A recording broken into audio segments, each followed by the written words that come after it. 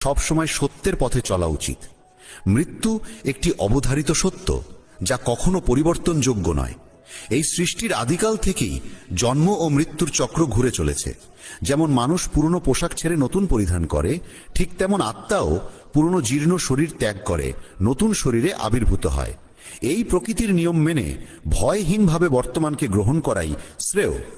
যিনি জ্ঞানী তিনি না তো মৃত্যুকে নিয়ে শোক করেন, না জীবিতকে নিয়ে উদ্বিগ্ন হন, কারণ তিনি জানেন যে মৃত্যু মানেই পুনর্জন্ম, আর জীবন মানেই একদিন মৃত্যু অবশ্যম্ভাবী। কর্মই সর্বোচ্চ ধর্ম। শ্রীকৃষ্ণ বলেন, মানুষ জন্মগ্রহণ করে শুধুমাত্র কর্ম করার জন্যে, এবং কর্ম না করে কেউ থাকতে পারে না। তাই ফলাফল নিয়ে চিন্তা না করে শুধু নিজের কর্তব্য পালন করাই শ্রেষ্ঠ পথ। রাগ মানুষকে ধ্বংসের দিকে নিয়ে যায়। রাগে মন অস্থির হয়, এবং ক্রোধে মানুষ কখনো কখনো নিজেরই ক্ষতি করে ফেলে। তাই যতই রাগ হোক না কেন, নিজেকে সংযত রাখতে শেখা উচিত।